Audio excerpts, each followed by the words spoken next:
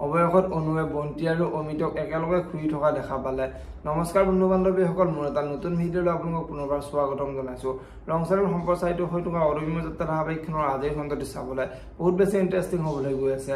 যদিহে আপোনালোকে অদম্য যাত্ৰা ধাৰাবাহিকখন চাই ভাল পায়, তেনেহ'লে ভিডিঅ'টোত এটা লাইক কৰি আমাৰ চেনেলটো ছাবস্ক্ৰাইব কৰি ল'ব। এনেকুৱা ধৰণৰ আপডেট মোক পাই থাকিবলৈ। অদম্য যাত্ৰা ধাৰাবাহিকখনৰ আজিৰ খণ্ডত দেখিবলৈ পাব অমিত আৰু বন্তিয়ে আজি পাৰ্কত বহি থাকিব আৰু অনু ৰাস্তাৰে যাই থাকোঁতে অমিত আৰু বন্তিক পাৰ্কত একেলগে দেখা পাই এইটো মোৰ বাঘে বিয়া কৰোৱা কথা আছিলে, কিন্তু বন্তিৰ লগত এই পাৰ্কত কি কৰি আছে বুলি অনু বহুত চিন্তাত পৰিব। আনফালে বন্তিৰ দেউতাক ৰাস্তাৰে যাই থাকোঁতে অমিত আৰু বন্তিক একেলগে দেখা পাই দেউতাকৰ বহুত খং উঠিব আৰু দেউতাক ঘৰলৈ আহি বন্তিক আৰু ঘৰলৈ আহিবলৈ নিদিবা বুলি মাকৰ আগত ক'ব। আৰু এতিয়া মাকে আপুনি এইবোৰ কি কথা কৈ আছে বুলি দেউতাকক সুধিব। আৰু এতিয়া দেউতাকে তুমি যদি বিশ্বাস নকৰা তেনেহ'লে তুমিও ঘৰৰ পৰা ওলাই যাব পাৰা বুলি বন্তিৰ মাকৰ আগত ক'ব। এতিয়া বাৰু বন্তিৰ দেউতাকে বন্তিক ঘৰত আহিবলৈ দিবনে, দেখিবলৈ পাব অদম্য যাত্ৰা ধাৰাবাহিকখনৰ আজিৰ খণ্ডটিত।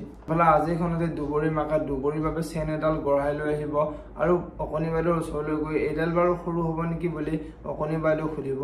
আৰু এতিয়া অকণি বাইদেৱে তুমি যে কি কথাবোৰ চিন্তা কৰি থাকা বুলি মিনতিৰ আগত ক'ব।